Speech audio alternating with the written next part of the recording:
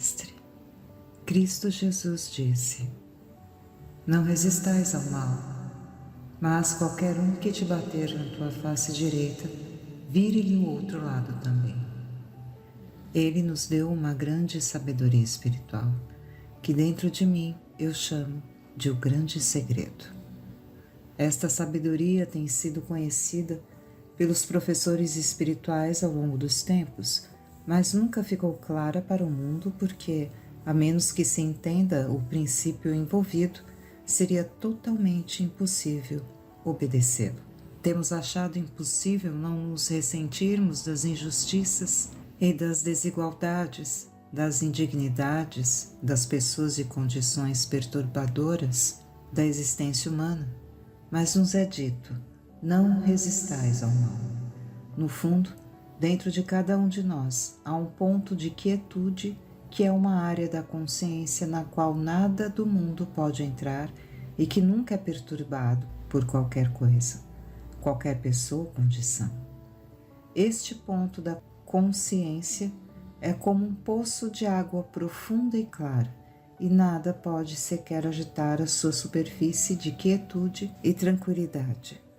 Este é o estado de consciência não resistente que é muito parecido com a ilustração de Lao Tse, do pequeno riacho que corre ao redor, sobre e entre as rochas, encontrando um canal aqui e um pequeno sulco ali, nunca resistindo aos obstáculos ou tentando desgastá-los ou afastá-los para longe, mas segue alegremente no seu caminho. Para entrar nesse estado de quietude, que é uma experiência necessária para todos nós, comecemos, antes de mais nada, por reconhecer que não há ninguém nem nada em todo este universo que em e por si mesmo tenha poder para nos perturbar ou prejudicar, mas que qualquer perturbação ou dano que nos venha acontecer está na nossa reação à pessoa, à circunstância ou à condição. Enquanto nos mantivermos de acordo com o nosso mais alto senso de retidão e integridade, que diferença poderia fazer se alguém nos odiasse ou desgostasse ou nos entendesse mal? Quem se magoa se somos mal compreendidos ou detestados, exceto aquele que nos entendeu mal? É claro que se falharmos em manter nosso próprio senso de retidão, honra e honestidade, a perturbação estaria dentro de nós mesmos, e isso só poderia ser corrigido voltando à ação, ao pensamento e à ação, a um ponto que medisse o nosso próprio senso de integridade. E, no entanto, estamos todos preocupados e reagimos às opiniões, estimativas e a avaliações dos outros.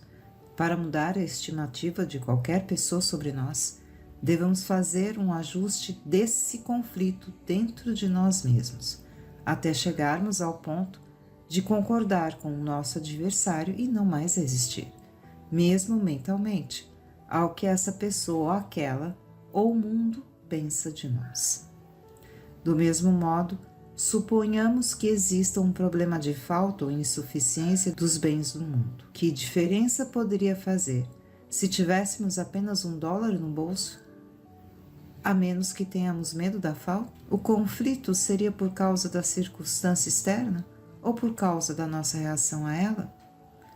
A circunstância externa nunca pode ser mudada por uma continuação do medo interno.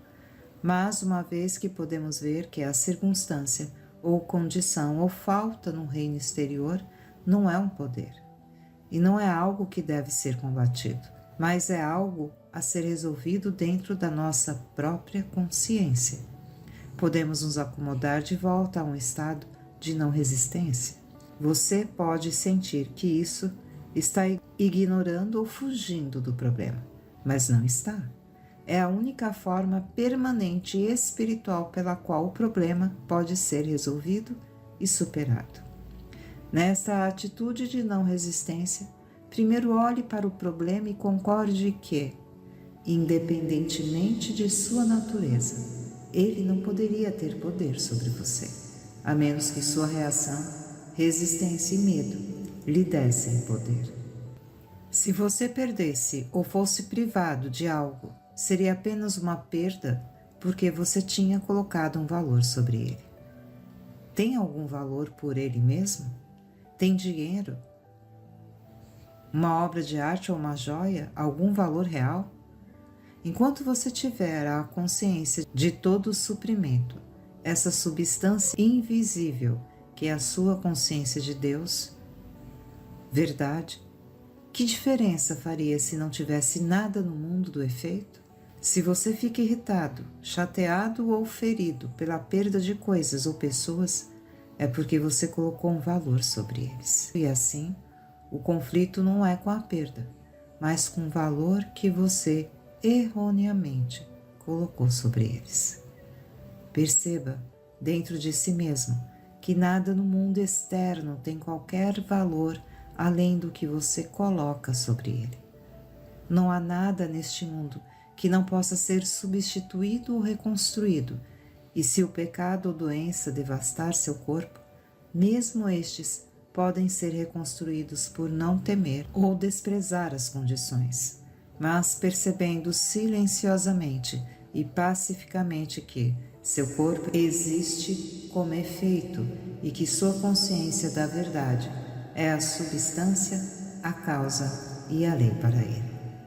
Caso você encontre objeto de inimizade, hostilidade, injustiça, desigualdade ou falta de oportunidade, perceba que essas são condições externas e de forma alguma podem prejudicá-lo, a menos que você as sustente em seus pensamentos como entidades ou poderes sobre você.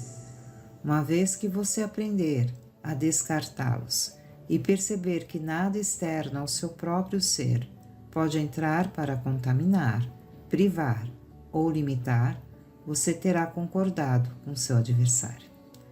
Você terá desistido da resistência à pessoa, coisa, circunstância ou condição que o estava perturbando e dessa maneira resolverá a condição dentro de sua própria consciência da verdade.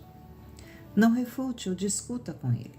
Não tente superar ou se elevar acima da situação, mas enfrente o mundo inteiro de pessoas e condições e levando-os à sua consciência da verdade e vendo que não há poder lá fora, resolva-os e coloque-se em unificação com o eu divino. Se você vai à praia para um mergulho, não há problemas lá. Mas à medida que você começa a pensar sobre as situações, ocorrências e eventos da vida diária, você logo tem problemas com você. Ao entrar em sua casa, não há discórdias ou desarmonias, mas talvez você tenha trazido o correio ou ligado o rádio e de repente esteja angustiado, perturbado e frustrado. Por quê? Não havia perturbações lá até que você trouxe seus conceitos de pessoas, lugares e condições e começou a lutar contra eles. Para viver de acordo com a sabedoria espiritual, você deve reconhecer que não existe poder fora do seu próprio ser e que nada nem ninguém pode entrar em sua consciência com um conflito. Todo o poder reside dentro de você e através da consciência espiritual que lhe foi dada, a capacidade de compreender que Deus é a substância, a lei, o infinito e a verdadeira identidade de todo indivíduo e de toda atividade, independentemente de quaisquer aparências contrárias. À medida que você pratica viver de acordo com a sabedoria espiritual, você vai descobrir, mesmo que essas pessoas e condições continuem a existir por um tempo, e que sua própria capacidade de resistir a combatê-las é a superação, e você se torna como um pequeno riacho que gentilmente corre ao redor, sobre e sob as rochas, mas nunca perde tempo e energia tentando lutar ou romper as rochas. No segundo capítulo de Daniel, você leu sobre os 4 reinos da terra destruídos por uma pedra, esculpida na montanha sem as mãos. Você já visualizou que a pedra é? E ao meditar sobre essa ideia, você verá a atividade do Cristo superando e destruindo todos os reinos temporais. Que diferença faz se o reino temporal é econômico, mental, moral, físico ou financeiro? É um reino temporal e pode ser destruído por uma pedra esculpida sem mãos. Nessa realização, você não resiste ou se rebela no reino temporal da discórdia ou da desarmonia, mas você vê que a palavra da verdade, o poder do Espírito, já dissipou todo o chamado poder do mal ou do erro. A partir deste momento, quando confrontado com um problema, não o negue ou use clichês metafísicos como se, ao fazê-lo, você estivesse enfrentando a situação. Encare o seu problema, olhe para ele e veja se ele não existe como pessoa, lugar, coisa, circunstância, condição ou lei material de um tipo ou de outro. Então, faça a si mesmo esta pergunta: este assim chamado problema tem poder sobre mim? Ou é a minha reação que lhe dá poder? Não é o medo, o ódio ou, em alguns casos, o meu amor por ele que lhe dá poder sobre mim? O ponto principal a ver é que qualquer chamado problema, por si só, não é um poder e não tem poder. A realização de um estado de paz é realizado quando os maiores conflitos de sua existência foram resolvidos dentro de você. E isso nunca pode acontecer até que você primeiro concorde que não há vitória a ser ganha no campo de batalha. Cada vez que você obtém uma vitória sobre algo ou alguém, eles permanecem apenas para voltar e lutar novamente, de modo que as vitórias no externo são infrutíferas e não provam nada. Consiga sua vitória desistindo da batalha e resolvendo todos os conflitos dentro do seu próprio ser, e eles desaparecerão no profundo e claro poço do silêncio. Na capacidade de não resistir e de descansar nos pastos verdes da paz e contentamento, você verá a pedra esculpida sem mãos, e isso constitui a medida de sua cristandade. À medida que ponderamos e meditamos sobre estas verdades, nos afastamos dos conflitos e começamos a olhar o mundo sob uma nova luz. Começamos a compreender todos os homens como irmãos. Começamos a entender todas as coisas como sendo dadas para nosso uso e gozo, e não colocamos nenhum valor indevido sobre elas. Tem sido dito que a beleza está completamente nos olhos de quem vê, e assim é. Se uma coisa é bonita, artística ou valiosa para você, é porque você a revestiu de tais qualidades. Diamantes têm muito pouco valor para aqueles que os mineram, e pérolas têm pouco valor para aqueles que as pescam. Então, dê a todas as coisas o valor da beleza, alegria e utilidade, mas não dê valor a elas, que fariam você sofrer se elas se perdessem. Não ameis o mundo nem as coisas que estão no mundo. Isto não significa que devemos nos afastar do mundo dos negócios, da casa ou de outras relações, mas significa nos afastar dos conflitos do mundo, não ser da opinião do mundo. Geralmente, uma pessoa que está vivendo de acordo com seu mais alto senso de retidão é devidamente estimada pelo mundo, mas é verdade que o mundo nem sempre pode compreender ou avaliar corretamente os valores espirituais. Mas isso não nos preocupa. Lembre-se disto. Nunca configure uma guerra com pessoas ou condições, mas leve-as para a sua consciência e ali as resolva, vendo que elas não têm poder sobre você. Você nunca saberá a importância disto, até que você tenha levado um grande problema para dentro da sua consciência e, tendo desistido da batalha no reino externo, resolveu-a lá. Uma vez que você tenha feito isso, você saberá o maior segredo da vida. Você terá descoberto que é possível estar no mundo, mas não ser dele. Você terá descoberto como não resistir ao mal e como não precisa se preocupar com ninguém ou com qualquer coisa que possa privá-lo disto, daquilo ou de qualquer outra coisa. Você terá aprendido a percorrer 2 milhas em vez de uma e aprenderá que não faz diferença se $1 ou $1.000.000 lhe forem tirados, uma vez que o valor não estará nos dólares, mas na consciência da verdade dentro do seu próprio ser. E através desse discernimento espiritual, você entenderá os valores reais. Este é um universo espiritual. Todo indivíduo é o próprio ser de Deus, e como você vê que todo indivíduo e tudo neste universo é constituído pela qualidade, o caráter e a natureza de Deus, o que resta a ser combatido? Nada além de nossos conceitos e nossos falsos valores. Os céus declaram a glória de Deus, e certamente a imagem e semelhança de Deus só podem mostrar a natureza e o caráter de Deus. Sejamos, portanto, os primeiros a mostrar a obra de Deus. Este é o grande segredo. Não resistais ao mal.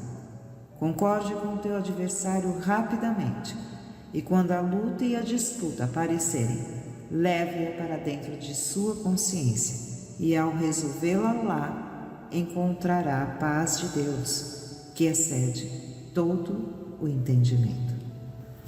Os trechos a seguir são destacados pelo Joel Goldsmith, de um amigo dele chamado Henry Thomas Hamblin, e os trechos são estes em seguida. Quando em dúvida e quando não temos uma orientação clara, a única coisa a fazer é esperar até recebermos o sinal de que tudo está claro. Provavelmente, a razão pela qual não temos luz clara por um tempo é para nos impedir de ir em frente muito cedo. Os taoístas eram muito sábios a esse respeito. Eles sempre se continham e não faziam nada, e esperavam até que o tempo chegasse e o caminho se abrisse, e então seguiam em frente sem qualquer oposição. Se avançarmos muito cedo, encontramo-nos com dificuldades em cada curva, e podemos até ter de refazer os nossos passos. Se esperarmos, no entanto, pela chegada da hora de Deus, não haverá oposição alguma, mas seremos levados em uma corrente de bem-aventurança ao nosso bem maior, e todas as forças divinas se apressarão em ministrar-nos. Uma carta para Joel Goldsmith, de seu amigo Henry. Próximo trecho. O caminho do mundo é a luta com a resistência. O caminho do espírito é a gentileza com a cooperação. O caminho do homem natural é o uso da força externa. O caminho do homem espiritual é uma retirada para a força oculta. O homem exterior confia em sua própria força. O homem interior confia nos poderes invisíveis da onipotência, que trabalham silenciosamente e incessantemente fora da vista. O homem dos sentidos coloca a sua confiança em meios visíveis de apoio. O homem de Deus coloca sua confiança naqueles meios invisíveis de apoio sobre os quais a pessoa comum nada sabe. O próximo trecho. A vida é muito precária hoje, comparada com os tempos pré-guerra. Mas esta precariedade não se aplica àqueles que tomam a sua posição no infinito sustentável. Para nós, a precariedade da vida é apenas uma aparência. Podemos sempre retirar-nos para a força oculta, podemos voltar para nossos meios invisíveis de apoio. Externamente, parece que nossos meios de apoio eram nossos próprios esforços ou um estado da sociedade que a qualquer momento podem ser alterado. Mas, verdadeiramente e interiormente, somos sustentados por poderes invisíveis. Podemos recorrer a fontes inesgotáveis. Somos eternamente providos desde antes das fundações do mundo. Em vez de nos esforçarmos e lutarmos numa tentativa vã de nos mantermos com egos fortes e dominadores, nós permanecemos na força oculta. Em vez de nos esforçarmos para obter uma vantagem ou para marcar pontos sobre outra pessoa, nós prestamos serviço, não buscando recompensa ou honra. Então, encontramo-nos defendidos pela sustentação infinita. Também descobrimos que o princípio do bem, que temos servido, nos apoia na hora da nossa necessidade. A vida não é o que parece, é espiritual e não material. Nossos recursos são o poder infinito e substância da onipotência. A vida de fé é como aprender a nadar. Enquanto lutarmos, estamos submersos, mas quando aprendemos a confiar e a apoiar-nos na onipotência, então somos defendidos e apoiados e nunca mais podemos afundar-nos novamente. O mundo áspero pode nos dizer que somos velhos demais, que ninguém nos quer e que não há nada para fazermos. No entanto, se nos retirarmos na força oculta, se mantivermos nossa mente em Deus, se renovamos nossa força para a espera no Senhor e se buscarmos orientação da fonte de toda a sabedoria, descobrimos não apenas que os males da vida passam, mas que Deus tem um nicho na vida para nós que ninguém mais pode preencher. Fim do capítulo O Grande Segredo, de Joel Goldsmith.